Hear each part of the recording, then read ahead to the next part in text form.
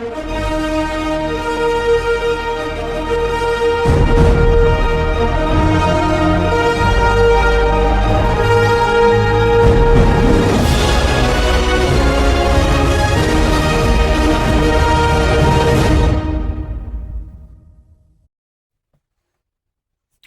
everybody, how y'all doing? The old Big Jim is coming at y'all from the bogs out here in South Mississippi. Some of y'all may not know what the bog is. That is the Barlow Observation Group. Okay, just some crazy stuff that old Big Jim come up with. Located here in my home, the Casa de Barlow. We're ain't a whole lot going on. It's Monday. I think I'm gonna hashtag this or I'm gonna title this Modified Modern Monday. Don't, like I say, ain't got a whole lot going on. I got a knife I picked up at the barn sale. I actually traded with Brother Rex. So we'll get into that. But the first thing, my feed chirped up there a little bit before lunch. I guess about 2:00 now, and Brother Billy Ray Bond down there at Deep South Country was doing a live, and he had just got a collection of knives in that he purchased, and I'm here to tell you. Of course, now halfway through, he mentioned Barlow about 5 times, and I went. I mean, I took it all of it I could handle, but I jumped in my truck and ran down there. I was actually out dealing with the first part of this that I'm going to tell you, or the second part of this I'm going to tell y'all about. And but when it came on there and he said Barlow, Barlow, Barlow, and then Trapper, Trapper, Trapper, well, I had to go down there and look, and I did, and everything he said was completely correct. There was at least 3 Barlows in the pile that I want bad, but it's the wrong time of the month. And if they're still there, I'll probably purchase one or two of them. Some nice pieces. I'm not going to tell you which one they are because somebody might go down there and buy them. Which is all good. It's all good. I mean, pocket knives, they come and go, and I'm not greedy. If I'm in a position to buy one and I can get it, I'll get it. And if I'm not in that position, then I'll wait. So it's all good. But he's got these I call them presentation trappers that are in the the clamshells. Like Dale Earnhardt.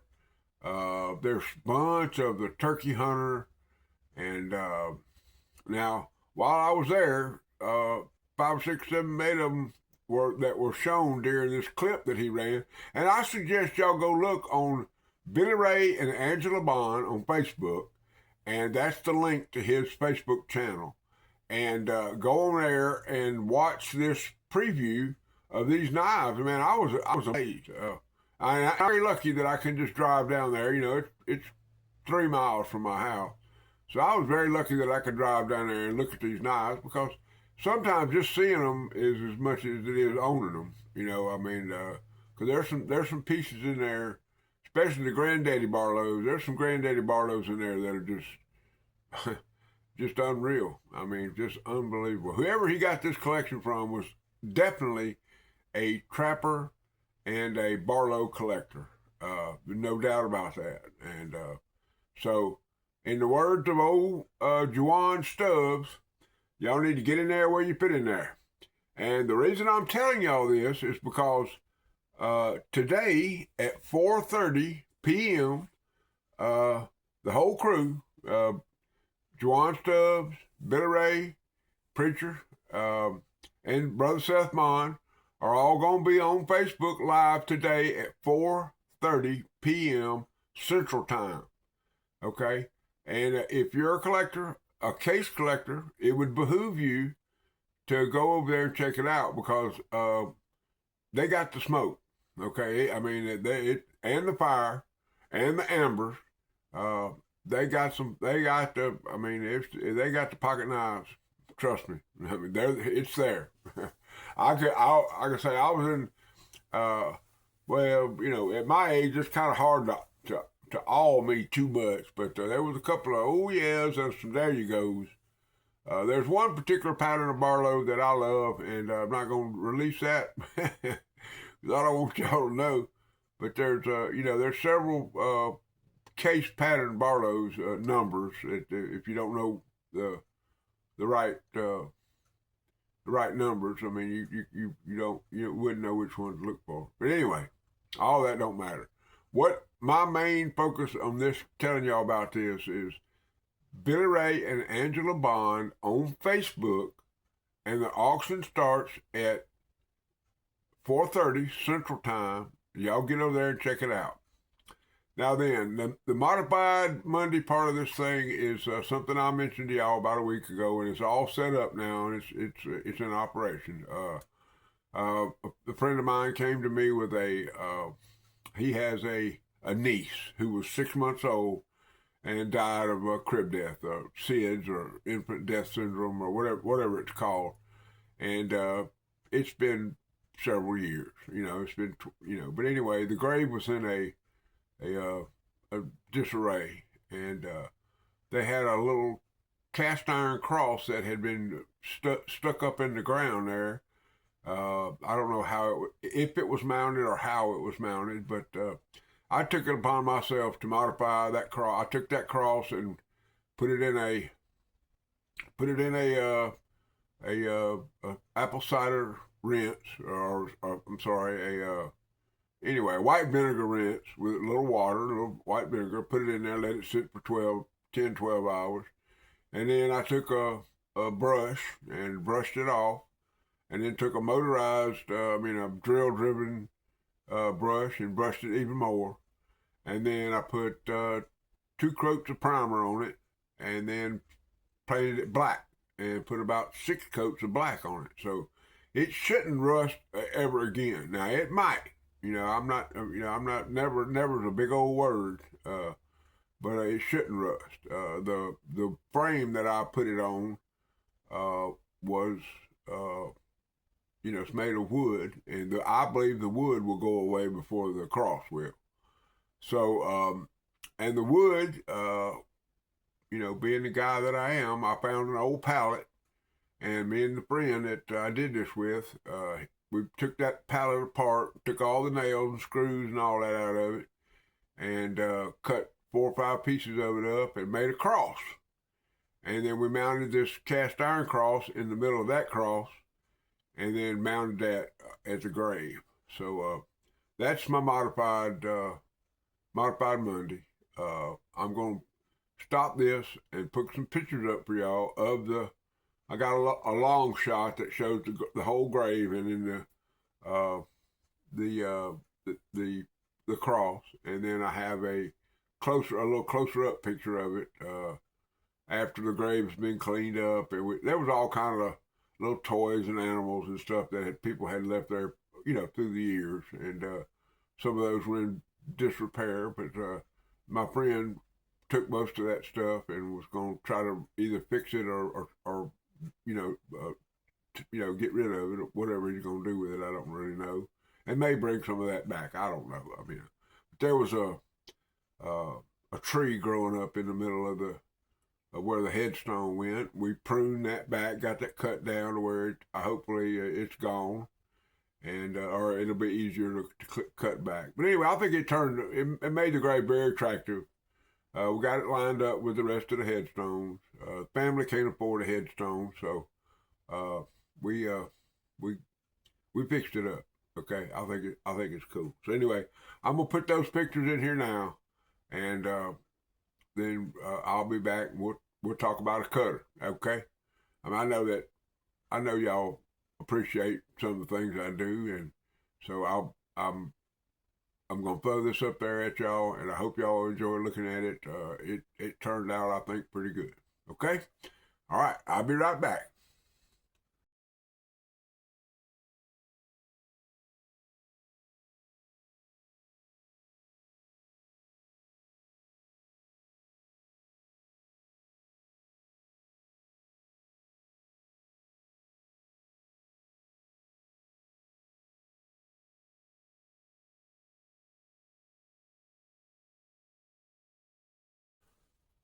Well, all right, everybody. There's no, I guess there's no mystery in what this box represents. Brother Rex, I don't know whether he traded or bought or what exactly, how he got this knife. I know he got it when he was at the Wiggins show. The box is it's not perfect because the thing has been, it's been out there a while. I don't know what year. I don't even know if it does. 24, 223 or 24. It's blue class. It's a 550 S30V Benchmade. Now, there are a lot of these out there that aren't real. A lot of them. I can't. I'm not going to sit here and tell you I'm an authority on these because I do not know.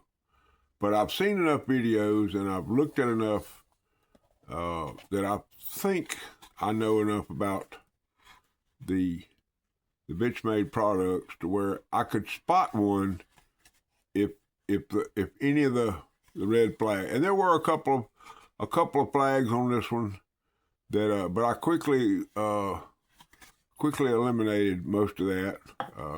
One of them is the foam in the box, and if you look at the box pretty closely, you'll see that that's very symmetrical, and that's usually the foam is the wrong kind of foam. Well, this is the right foam, and you can see how symmetrical and how well cut or fashioned this foam is in this box. Okay, there's not really a whole lot more you can go by on the actual box itself. The paperwork all looks legit. I've coon fingered it, opened it up, read it, the whole 9 yards. The printing looks good, so that's not a factor. The bag seems to be in good. There's a lot of things you can tell about the bag, the clip on the bag, the sewing on the bag. And like I say, I'll share this. I'm going to give y'all as good a look at it as I can. The way the bag is sewn, the quality of the bag. Everything that I can tell looks that this is what it's supposed to be. Now, once again, could I have been fooled? Absolutely. Have I been fooled? I have no idea. But I don't think I have been. I don't think Brother Rex was. When me and him coon finger a knife long enough and look at it hard enough, we'll find something wrong with it. But the overall thing, and I'm going to show y'all the knife. Now, the overall thing about this knife that convinced me that it was real, and I'll show y'all in just a minute. But it's everything it's supposed to be, and well, I'd fail, but well, I'm gonna have to look at it, y'all. If I look at it, I can get it done. But the flopsation, well, the flopsation is all there.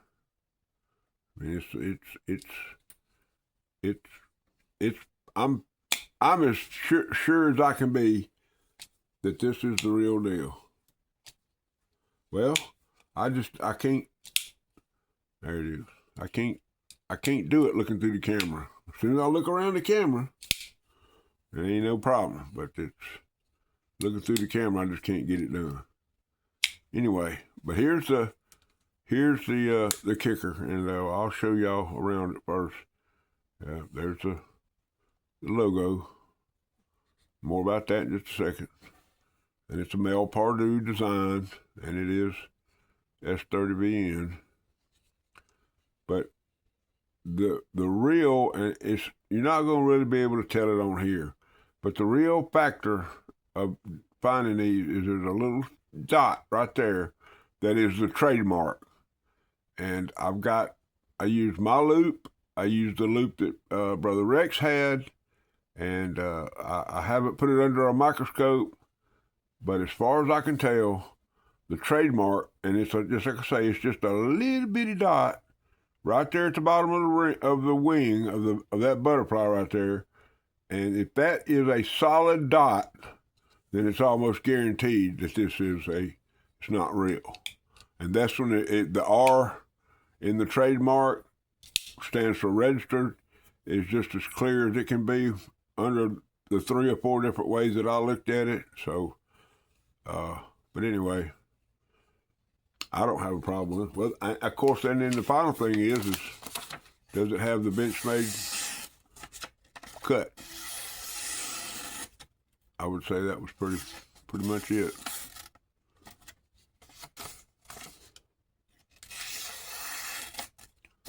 Now, what am I going to do with this knife? Well, I put it in my pocket 3 times to go to town. And every time I stopped and took it back out of my pocket and put it back in the box. Pulled out my Baron Son little cutter, put it in my pocket because, I mean, that's a $25 knife, and this is probably a $250 knife. So the knife I traded for, I had some serious money in, but you know what? It don't matter. I had 2 of them. So, see if we can get Brother Ted a curly Q.